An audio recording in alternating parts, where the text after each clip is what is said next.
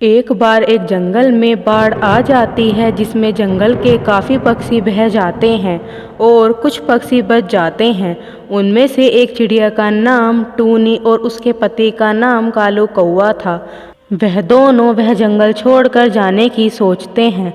तब कालू कौआ टूनी से कहता है, टूनी, हमारा यहाँ रहना सुरक्षित नहीं है। बाढ़ में काफी पक्षी बह चुके हैं और खाने के लिए भी खाना नहीं बचा है। हमारे जंगल में जो पक्षी बच गए हैं वो दूसरे जंगल में जाकर अपना घर बना रहे हैं। चलो हम भी चलते हैं। ठीक है कालू जी, हम भी दूसरे जंगल में चलते हैं, वहीं पे अपना घर बनाएंगे। तब वह दोनों दूसरे जंगल चले जाते हैं। तब वह दोनों एक जंगल में पहुंच जाते हैं। वहां पर पहले से ही सारे पेड़ पक्षियों के घरों से घिरे थे। सुनिए जी, यहाँ तो सारे पेड़ पक्षियों के घरों से भरे हैं, अब हम क्या करेंगे? अरे वो देखो टूनी, मुझे एक खाली पेड़ दिख रहा है। हम अपना घर वहाँ पर बनाएंगे। चलो टूनी, हम वहाँ चलते हैं। तब टूनी और कालू कौआ वहाँ चले जाते हैं और देखते हैं वहाँ पर एक सूखा अनार का पेड़ है और उसके बराबर में हरा भरा सेब का पेड़ है और उस सेब के पेड़ पर घर बनाकर सावित्री मौसी रहती थी।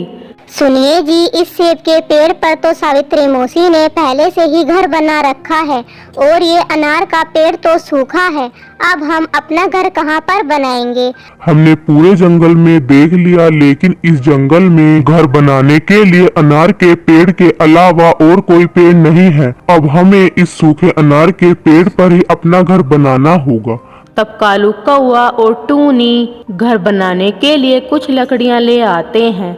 उनके लकड़ियाँ लाने पर सावित्री मौसी जोर जोर से हंसने लगती हैं। ये सूखा अनार का पेड़ किसी भी काम का नहीं है, इसलिए मैंने पहले आकर ही इस सेब के पेड़ को चुन लिया और इस पर अपना घर बना लिया। मुझे अब खाने की भी दिक्कत नहीं है। इस पेड़ पर मीठे मीठे सेब लगे हैं और अब तुम क्या खाओगे, क्योंकि ये अनार का पेड़ तो सूखा है। सावित्री मौसी, कृपया करके आप इस अनार के पेड़ की बेइज्जती ना करें। अगर हम नियम अनुसार अनार के पेड़ में पानी डालेंगे तो अनार का पेड़ भी हरा भरा हो जाएगा और हमें बहुत सारे अनार देगा। सुनिए जी, हमारे पास खाने के लिए कुछ भी नहीं है, हमें खाने के लिए जंगल जाना होगा। चलो टूनी, हम खाना लाने के लिए जंगल चलते हैं। तब वह दोनों खाना लेने के लिए चले जाते हैं। मुझे तो खाने की तलाश में भी कहीं नहीं जाना पड़ता। मुझे तो ये सेब का पेड़ मीठे मीठे सेब देता है। चलो मैं आज कहीं घूम आती हूँ। तब सावित्री मौसी बाहर घूमने के लिए चली जाती हैं। उधर सेब का पेड़ अनार के पेड़ का अपमान करते हुए बोलता है, देखो अनार के पेड़, मेरे पेड़ पर कितने मीठे मीठे सेब लगे हुए हैं और मेरे पेड़ पर काफी पक्षी खुशी खुशी अपना घर बनाकर रहते हैं और तुम्हारी सब बुराई करते हैं और तुम्हारे पेड़ पर एक भी पत्ता भी नहीं है। बस अब लकड़ियां ही बची हैं और कुछ दिनों बाद ये लकड़ियां भी चली जाएंगी। जब तुम्हारी लकड़ियां भी चली जाएंगी तब तुम बिल्कुल बेकार हो जाओगे।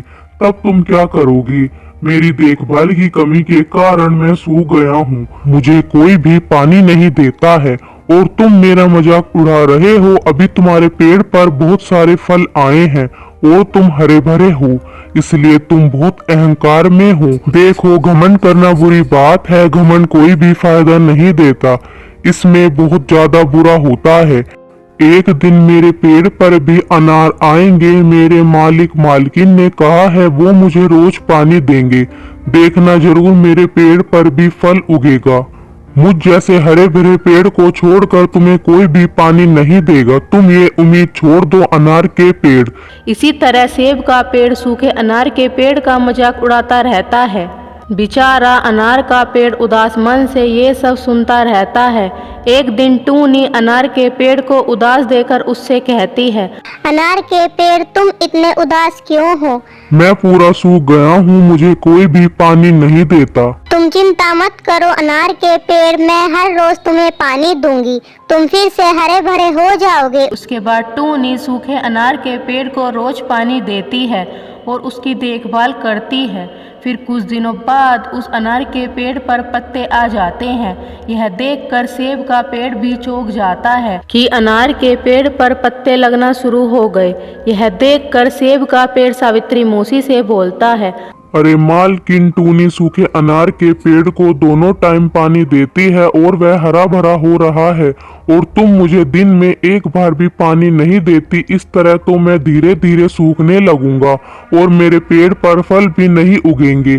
क्या बोल रहे हो सेब के पेड़, तुम मुझे हुक्म दे रहे हो? तुम्हारी इतनी हिम्मत कैसे हुई? मैंने तुम्हारी डाली पर अपना घर बनाया हुआ है, तुम्हारे लिए वही किस्मत की बात है। तुम पानी डालने की बात कर रहे हो, मैं तुम्हें कभी भी पानी नहीं दूंगी। सावित्री मौसी के डांटने पर सेब का पेड़ कुछ भी नहीं बोलता और वह धीरे धीरे सूखने लगता है। उधर टूनी अनार के पेड़ को रोज पानी देती है, जिससे वह हरा भरा हो गया और उस पर लाल लाल अनार आ गए। अनार का पेड़ सूखे सेब के पेड़ से कहता है, देखो सेब के पेड़, तुम्हें अपने आप पे बहुत घमंड था। आज देखो तुम्हारे पेड़ पर एक भी पत्ता नहीं है, तुम पूरे सूख चुके हो। और देखो मेरे पेड़ पर हरे हरे पत्ते आ गए और मीठे मीठे अनार भी आ गए। मैंने तुमसे कहा था घमंड करना सही बात नहीं है, लेकिन तुमने मेरी बात नहीं सुनी। हाँ, अनार के पेड़, तुम सही बोल रहे हो।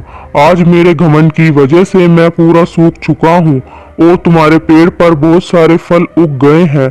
हमें अहंकार नहीं करना चाहिए। और इधर टूनी और कालू खुशी से अनार खा रहे थे। उधर सावित्री मौसी के घर में बहुत गर्मी हो गई थी, क्योंकि सेब का पेड़ पूरा सूख गया था। अब सावित्री मौसी के पास खाने के लिए भी कुछ नहीं बचा था। तब सावित्री मौसी टूनी के पास जाती है। टूनी, मुझे थोड़े अनार दे दो, बहुत दिनों से भरपेट खाना नहीं खाया है। नहीं, मैं तुम्हें अनार नहीं दूंगी, क्योंकि जब यह अनार का पेड़ सूखा था तब तुमने अनार के पेड़ का बहुत मजाक बनाया था, इसलिए मैं तुम्हें एक भी अनार नहीं दूंगी। और कुछ दिनों बाद वह सेब का पेड़ सूखने के कारण नीचे गिर जाता है।